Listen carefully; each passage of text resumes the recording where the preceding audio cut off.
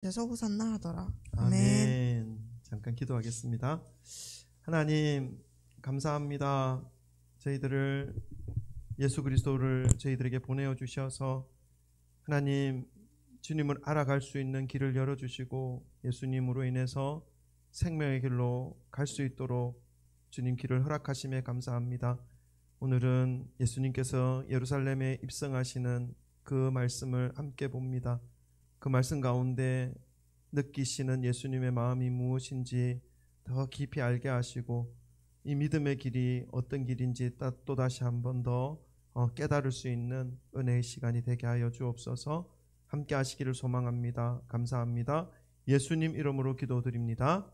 아멘. 할렐루야. 주 예수 그리스도 이름을 찬양합니다. 오늘은 종려주일입니다. 예수님께서 예루살렘으로 입성하시는 오늘 말씀을 함께 보시면서 다시금 십자가의 사랑을 마음에 새기시는 그런 은혜의 시간이 되기를 소망합니다. 우리 먼저 또 오늘도 앞뒤 좌우에 계신 분들과 사랑 고백 나누고 말씀을 받도록 하겠습니다. 돌아오시고 사랑합니다. 축복합니다. 잘 오셨습니다. 할렐루야, 할렐루야, 아멘. 네, 인사하는 모습이 너무 언제 보아도 아름답고 좋습니다. 예수님께서 이 땅에 오신 이유는 분명합니다. 명확합니다.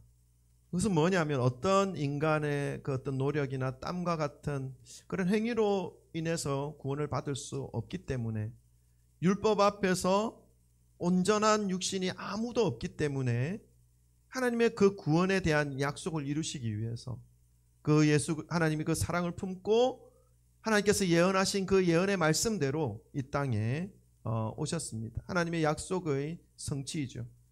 이 땅에 오셔서 십자가를 지십니다.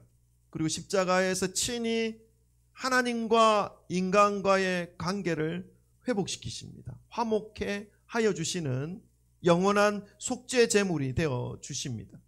그래서 이제 예수 그리스도를 영접하는 사람들이 하나님과 함께 하나가 될 수 있는 길을 만들어 주신 것이죠.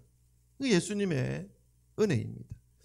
오늘 종려주일을 맞이하여서 그 십자가의 의미를 다시 한번 되새겨보고 오늘부터 시작되는 이 고난주간에 하나님의 사랑과 예수 그리스도의 그 구원의 은혜를 더 깊이 마음에 새기심으로 영원한 생명, 구원의 기쁨을 누리시는데 한 분도 빠지지 않고 모두 누리시기를 간절히 소망하는 마음으로 말씀을 전합니다.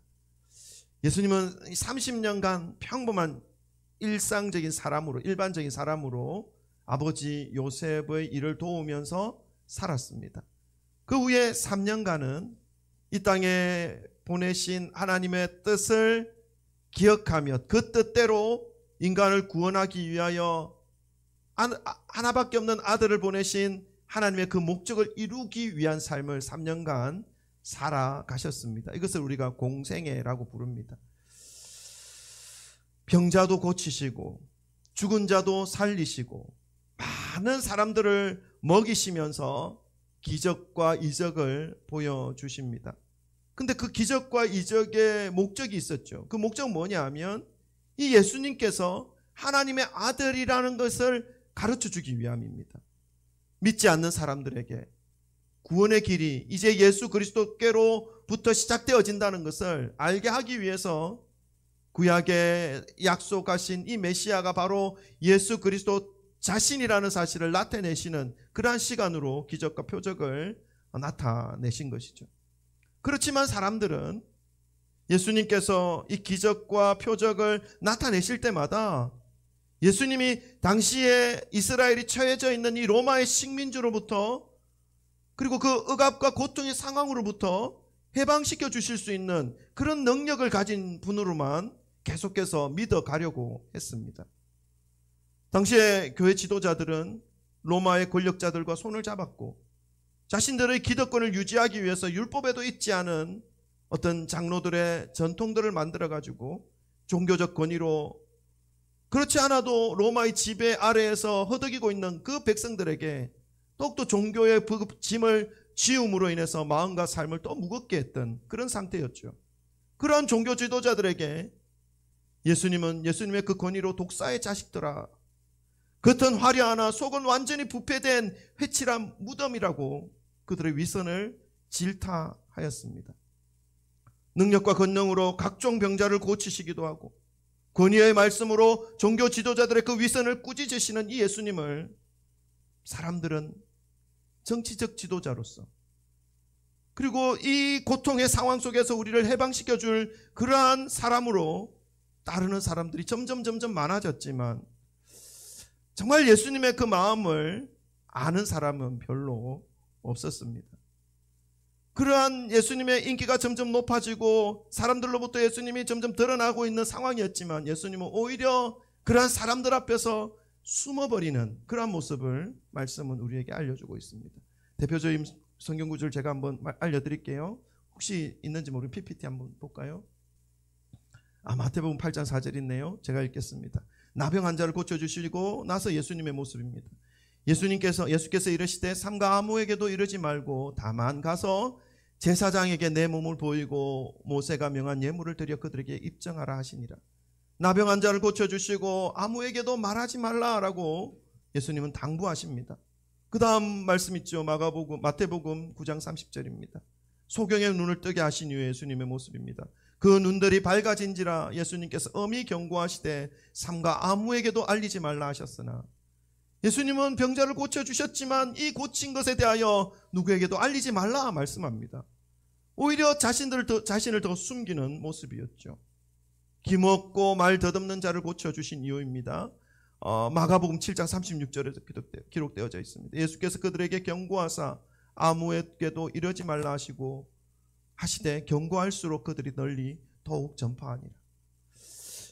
병자를 고쳐주셨고 소경의 눈을 뜨게 하셨고 실제로 많은 기적과 이적을 일으킬 때마다 정작 예수님은 더 유명해지셔야 하는데 그래서 권력자들 앞에서 손을 비벼대며 힘없는 자신의 동족들을 로마의 권력과 종교적 권위로 군림하려고 하고 있는 이 종교 지도자들에게 따끔하게 심판을 해 주셔야 하는데 더 나아가서 지금 로마로부터 압제되어 있는 이 이스라엘을 하루빨리 해방시켜 주셔야 하는데 예수님은 오히려 더 뒤로 숨어드는 그런 모습을 보이고 있습니다.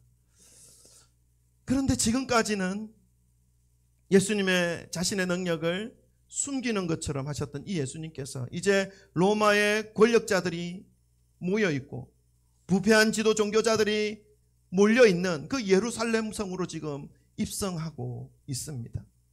본문 말씀 한번 읽어볼까요? 1절부터 3절까지 한번 읽어보십시다. 11장 1절 3절 1절부터 3절 다 같이 읽습니다. 시작. 그들이 예루살렘에 가까이 와서 감람산 벳바게와 베다니에 이르렀을 때에 예수께서 제자 중 둘을 보내시며 이르시되 너희는 맞은편 마을로 가라. 그리로 들어가면 곧 아직 아무도 타보지 않은 나귀 새끼가 매여 있는 것을 보리니 풀어 끌고 오라. 만일 누가 너희에게 왜 이렇게 하느냐 묻거든 주가 쓰시겠다 하라. 그리하면 즉시 이리로 보내리라 하시니. 아멘. 지금까지 자신을 드러내려고 하지 않으셨던 이 예수님께서 이제 감람산 벳바게와 베다니에 이르렀을 때 이 벳바게와 베다니는 예루살렘에 들어가는 그 입구에 있는 마을입니다. 이르렀을 때에 제자 2명을 보내어서 맞은편 마을로 가서 나귀를 가져오라 말씀합니다. 그것도 아무도 등에 태워보지 않은 나귀 새끼를 끌고 오라고 말씀하죠. 여러분 예수님께서 왜 이런 나귀 새끼를 끌고 오라고 명령하셨을까요? 그것은 예수님께서 구약의 말씀을 이루어내시는 성취시켜 주시는 것을 보여주기 위함이었습니다. 스가랴서 9장 9절에는 이런 말씀이 있습니다. PPT에 되어 있죠. 스가랴서 9장 9절에는 시온에 따라 크게 기뻐할지어다 예루살렘에 따라 즐거이 부를지어다 보라 내 왕이 내게 임하시나니 그는 공의로우시며 구원을 베푸시며 겸손하여서 나귀를 타시나니 나귀의 작은 것 곧 나귀 새끼니라. 아멘. 예수님은 탄생부터 하나님의 독생자가 이 땅에서 메시아로 오실 것이라고 하는 구약의 약속을 이루는 약속의 성취였습니다. 3년간의 공생에도 자신이 이 세상의 죄를 지고 가는 어린 양 하나님의 독생자이심을 보여주는 그런 구약의 예언과 완벽하게 일치되는 그런 삶을 살고 지내셨던 시간이었죠. 그리고 마지막 순간 십자가를 지시기 위해 예루살렘으로 올라가는 그 순간에도 구약의 말씀을 성취하는 삶을 보여주고 있습니다. 모든 삶이 구약에 약속되어진 대로 이루어져 가는, 이루시는 예수님의 일생의 삶을 우리가 볼 수가 있습니다.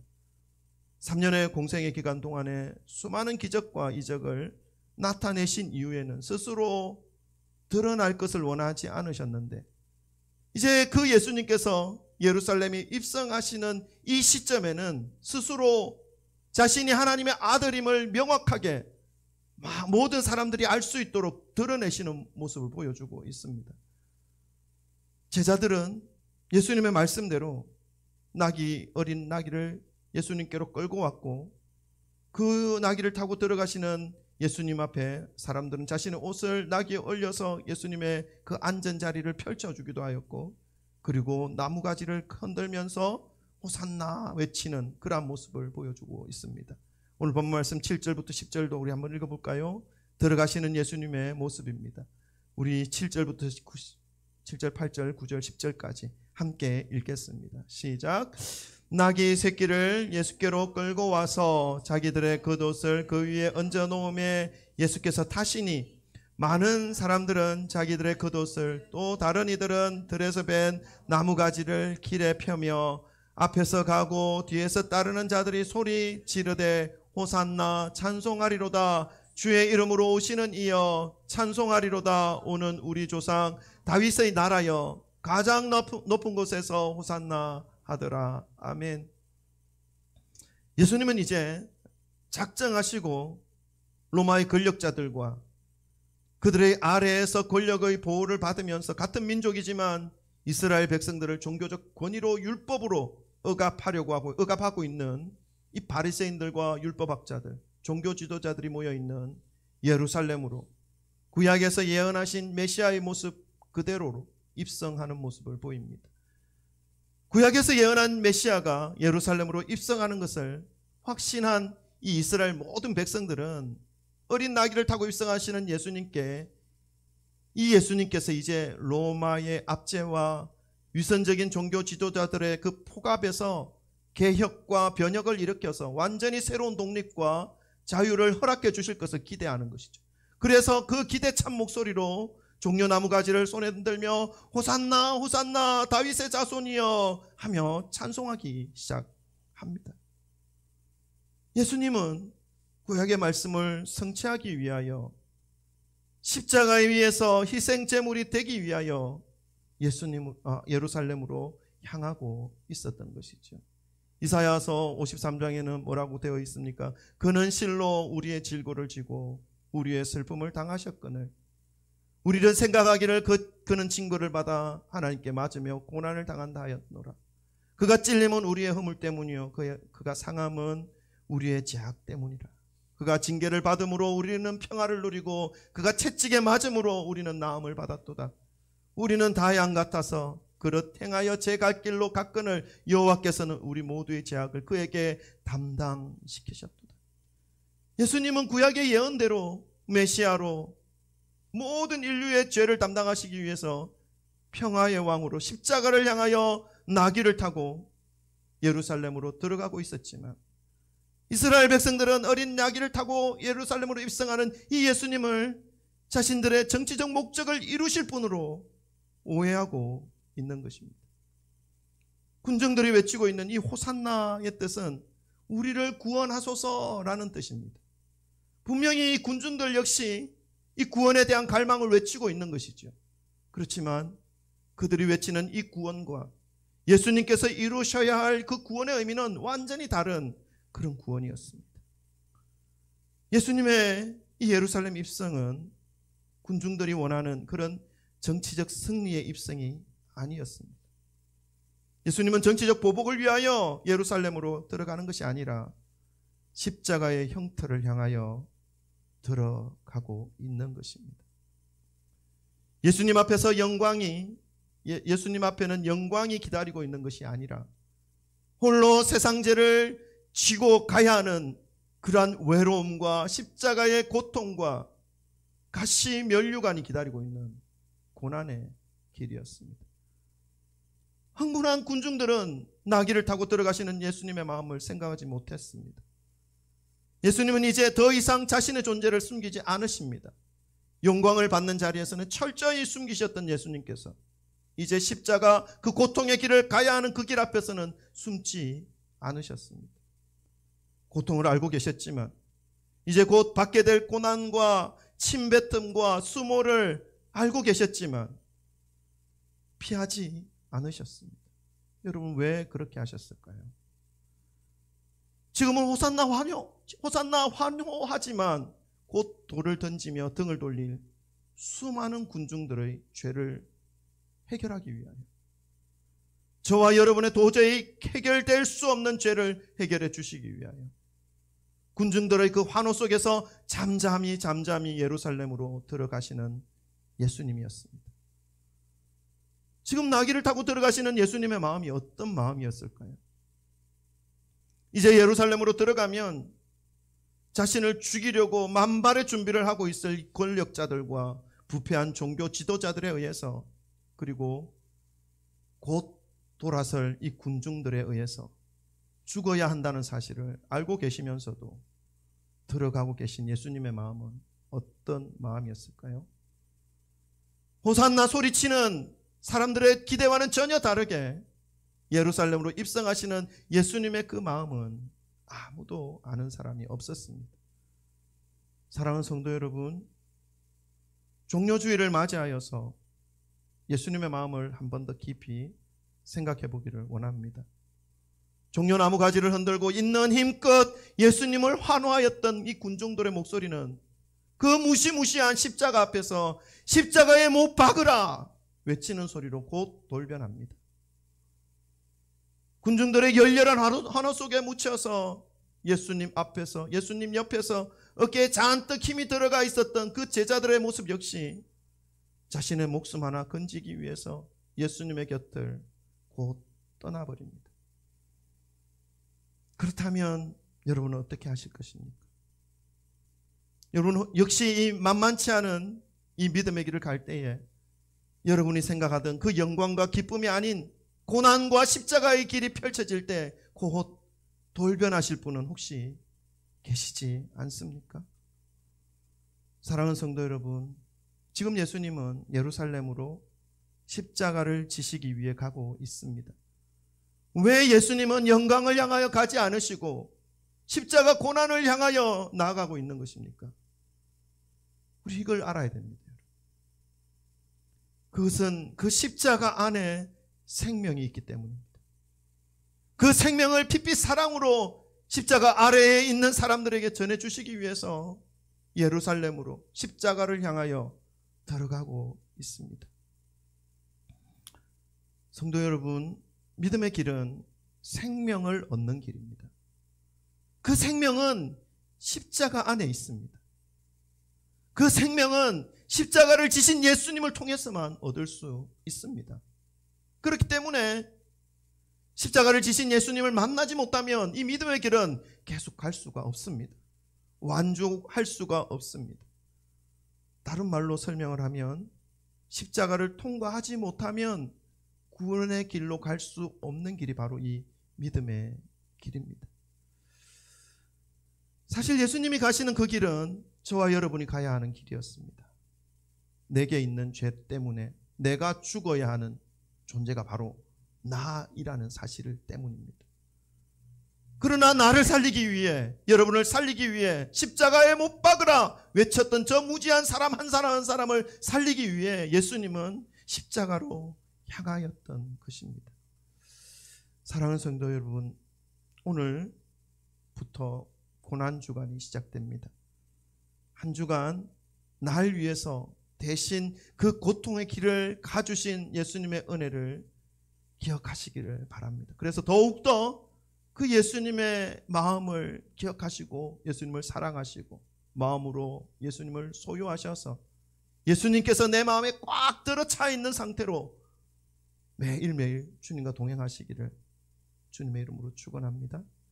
예수님의 십자가를 묵상하면서 떠올렸던 찬양이 하나 있었습니다. 우리 그 찬양으로 예수님의 사랑을 우리 높이 드렸으면 좋겠습니다.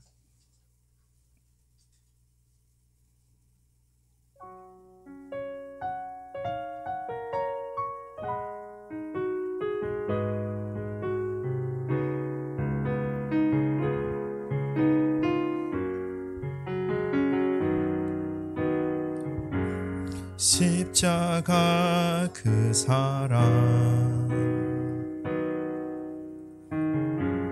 멀리 떠나서 무너진 나의 삶 속에 잊혀진 주네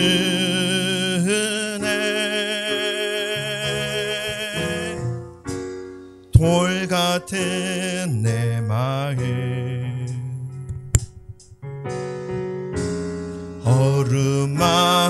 어루만지사 다시 일으켜 세우신 주를 사랑합니다.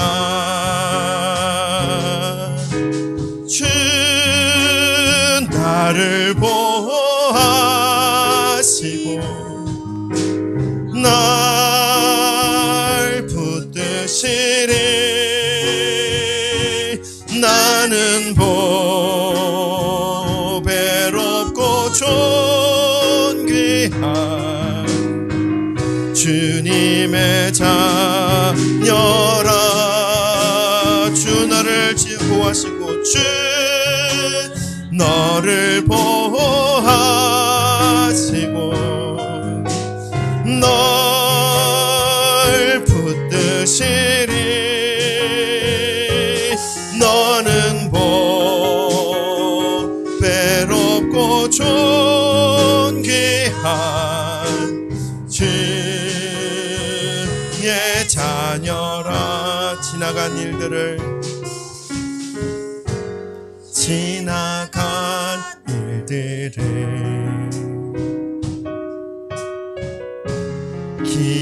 기억하지 않고 이전에 행한 모든 일 생각지 않으리.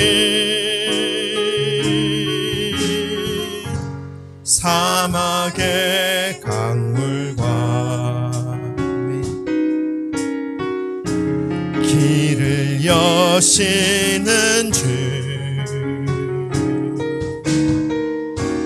내 안에 새 일 행하신 주만 바라봅니다. 아멘. 주 나를 보호하시고 주 나를 보호하시고 날 붙드시리 나는 보배롭고 존귀한 주님의 자녀라. 주 너를 보호하시고 주 너를 보호하시고 널 붙드시리 너는 보배롭고 존귀한 주의 주 나를 보호하시고 주 나를 보호하시고 날 붙드시리 나는 보배롭고 존귀한 주의 자녀라. 아멘. 기도하겠습니다. 하나님,